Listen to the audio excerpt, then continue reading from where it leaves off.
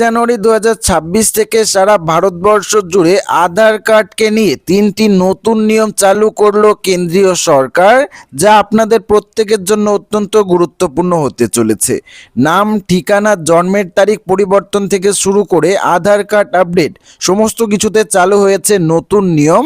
তো বন্ধুরা, আধার কার্ডকে নিয়ে সারা ভারতবর্ষ জুড়ে কি নতুন নিয়ম জারি করা হয়েছে কেন্দ্রীয় সরকারের পক্ষ থেকে, সমস্ত কিছু একদমই ডিটেলসে আপনাদেরকে জানিয়ে দেব এই ভিডিওটিতে।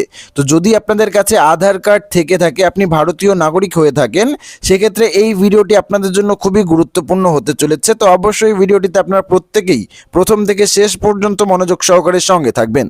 আধার কার্ড গ্রাহকদের জন্য সতর্কতা জারি করেছে unique identification authority of India অর্থাৎ ইউআইডিএআই।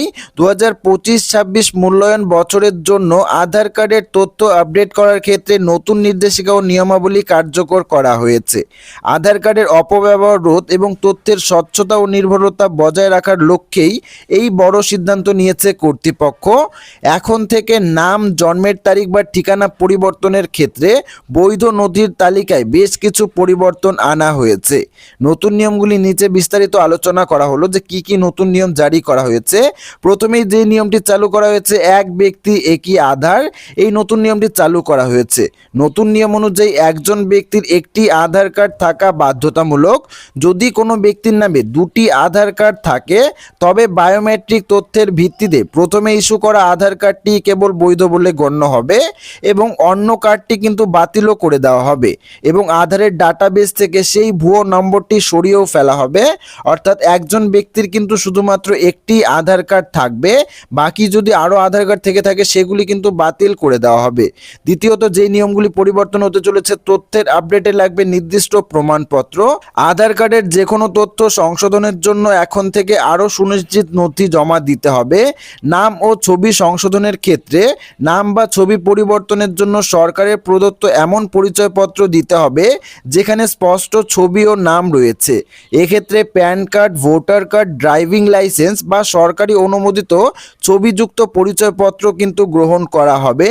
এবং ঠিকানা পরিবর্তনের ক্ষেত্রে ঠিকানার প্রমাণপত্র হিসাবে ইলেকট্রিক বিল, জলের বিল, গ্যাসের সংযোগের কাগজ, ল্যান্ডলাইন বিল, ব্যাংকের পাসবুক বা স্টেটমেন্ট, রেশন কার্ড, পাসপোর্ট অথবা রেজিস্টার ভাড়ার চুক্তিপত্র কিন্তু জমা দেওয়া যাবে। এছাড়া সরকারের প্রদত্ত স্থায়ী ঠিকানার শংসাপত্র কিন্তু গ্রহণ করা হবে। অর্থাৎ ঠিকানা পরিবর্তনের ক্ষেত্রে কিন্তু আপনাদেরকে এই সমস্ত কাগজ বা নথি জমা দিতে হবে। এবং জন্মের তারিখ পরিবর্তন নিয়েও কিন্তু নতুন নিয়ম জারি করা হয়েছে। জন্মের তারিখ সংশোধনের ক্ষেত্রে এখন থেকে বার্থ সার্টিফিকেট অর্থাৎ জন্মের শংসাপত্র, শিক্ষাগত যোগ্যতা সার্টিফিকেট বা পাসপোর্ট বাধ্যতামূলক করা হয়েছে। তথ্যের নির্ভুলতা নিশ্চিত করতেই কিন্তু এই কড়াকড়ি ব্যবস্থা নিয়েছে ইউআইডিএআই।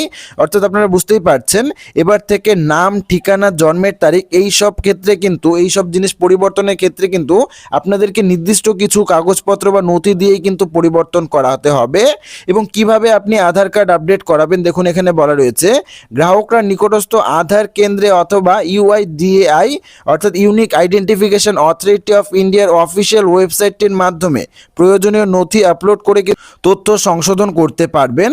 তবে বায়োমেট্রিক তথ্য অর্থাৎ আঙুলের ছাপ বা চোখের মনি স্ক্যান অর্থাৎ রেটিনা স্ক্যান আপডেট করার জন্য কিন্তু গ্রাহককে সশরীরে আধার কেন্দ্রেই যেতে হবে। এই পরিষেবার জন্য সরকারের নির্ধারিত কিছু ফিস প্রযোজ্য হবে। অর্থাৎ আপনারা বুঝতেই পারছেন আপনারা কিভাবে আধার কার্ড আপডেট করবেন। এবং এবার থেকে কিন্তু আধার কার্ডের জন্মের তারিখ, নাম, ঠিকানা এসব ক্ষেত্রে কিন্তু আপনাদের নির্দিষ্ট কিছু ডকুমেন্টসের মাধ্যমে বা নথির মাধ্যমেই এগুলি আপডেট করাতে হবে। তো আশা রাখবো ভিডিওটি আপনাদের সবারই ভালো লেগেছে। ভিডিওটি ভালো লাগলে ভিডিওটিতে একটি লাইক করবেন এবং চ্যানেলটিকে সাবস্ক্রাইব করবেন। ধন্যবাদ।